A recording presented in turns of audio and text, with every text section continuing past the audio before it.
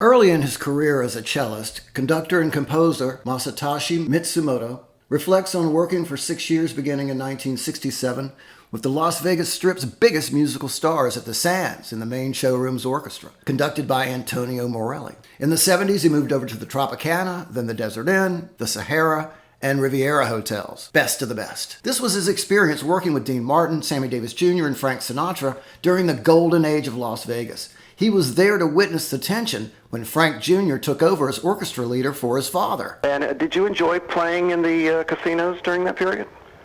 Yes, indeed. The Martin show was my first. Oh, was it? Yeah. And it was quite a change for me, of course. It was my first introduction to the showbiz. Yeah. But I enjoyed it. Dean was one of my favorite stars. Yeah. Did you like his singing style? Yes. Overall, I think his show. His routine was, I think, perfect. In balancing the pace of the show and talking and singing, and I played many shows of his, and it was always, he did the same show. Identical shows, and I don't think there was no room to improve it, except he once tried change, and he did only once, and the new routine, and didn't work, and he immediately went back to the old one. Yeah. What was new about that routine? I think he changed some songs and also some jokes, but I don't really remember. Mm-hmm. Yeah, it happened only once quickly. Then I remember one thing quite well, which is at the end of the show, when he exits stage, he used to tap with his fist lightly on my foot, actually on my shoes, because I have to explain. Being in Chelsea, I was sitting at the end of the bandstand, which is on high rise, and when he walks off stage, and I was right there, and he was tapping lightly. Yeah, it was kind of very nice. I liked that. So that was just like a friendly gesture? Oh, yeah. Yeah. Otherwise, those stars don't interact with musicians. Yeah. Except Sammy Davis. He loved us, and he used to hang around backstage, and he often joined us poker game between shows. Oh. And we play very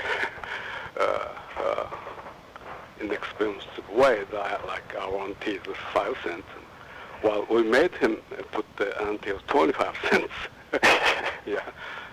And Sammy was very generous to us.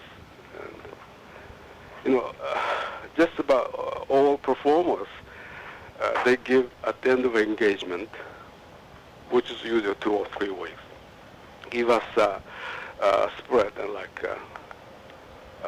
closing night, food and drinks. But Sammy did every week. Yeah. You mean he'd have a nice meal backstage for you? Yeah, after the show, and the meals and the little finger food and the drinks and something like that. When you played cards, where did you play? In the dressing room? In the backstage, yes. Mm-hmm. In the backstage. We usually play the 5-card stud.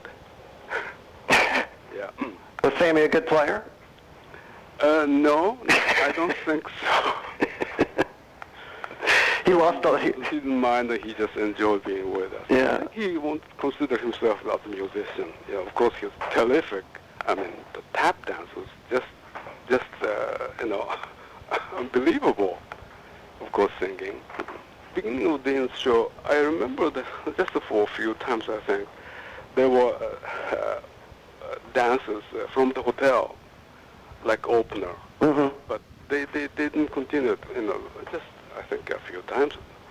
if I was, I remember well, yeah. And what was it like working for the casinos? Were they good people to work for? Well, casino people. Yeah, the people that hired you. Yes, the band leader, his name was Antonio Morelli at the Sands. Hmm. I joined his band in 1967, and I was there till they changed. Till Howard Hughes bought up hotel, and they changed hand, and the band leader also changed. But I was there for 6 years for sure. Then I worked at, they moved to Tropicana. They were, I think, building a new theater, Superstar Theater, something like that. Mm-hmm. Yeah. And then that, I think, didn't last long, so I went to other places to work, Desert Inn, Sahara, and lastly I worked at the Riviera, where I enjoyed it also, working with people like Shirley MacLaine and Liza Minnelli was there, Monroe Sisters, Kenny Rogers, Neil Sedaka, many of those guys, yeah. What was Kenny Rogers like? Was he a good guy to work with? Well, it seems to me he was kind of detached to, Yeah. us, and he came with, I think, many of his own people, and I joined this group to play.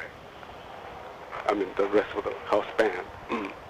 And what was your favorite showroom to play, or was there a place that really worked best for you? Or Well, Sands Copper Room was my first place, and I had played there for so long, and it was very intimate, a rather small room.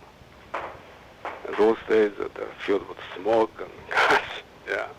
But I think it had a sort of what they call the legacy, like in old Las Vegas days. yeah, there's not much of the old Las Vegas left, is there? I don't think so. Yeah, I know. Yeah. It's all gone. I don't know if MGM is still there. Yeah. Later, I worked for Sinatra over there for many times. For who? Sinatra. Oh, really? Did you? What did you think of working with Frank Sinatra?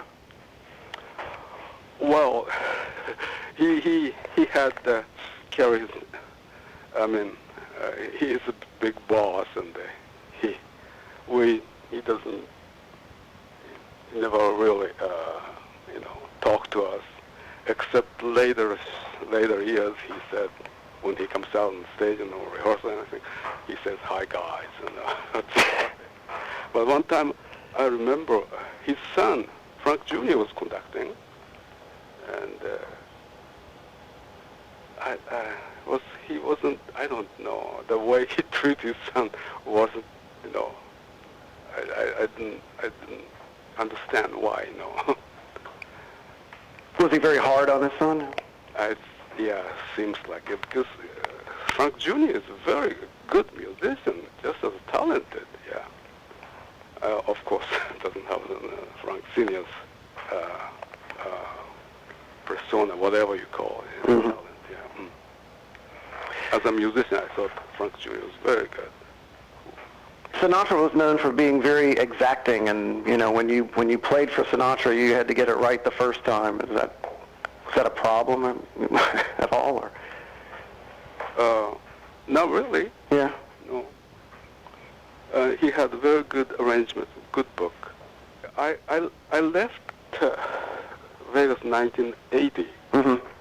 but I went back. I was called back to play Sinatra shows, and I believe this early 80s. Yeah.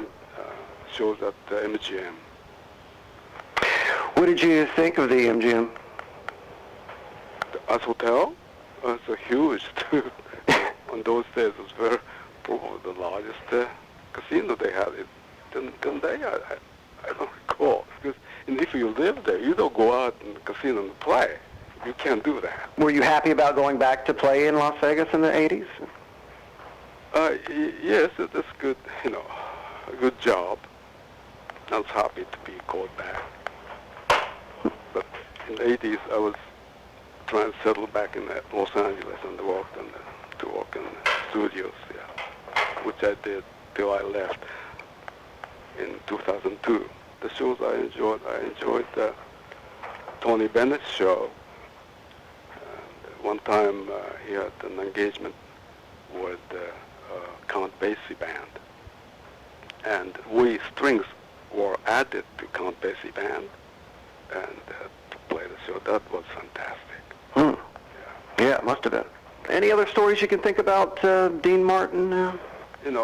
His routine, he never changed one word or one line. But each time he made it sound like so natural, so like even spontaneous. Mm-hmm. And I never got tired of. The many performances just do the routine over and over, and you get tired, and you wish you sit on the stand, but Dean, I never did. I thought he was like real professional.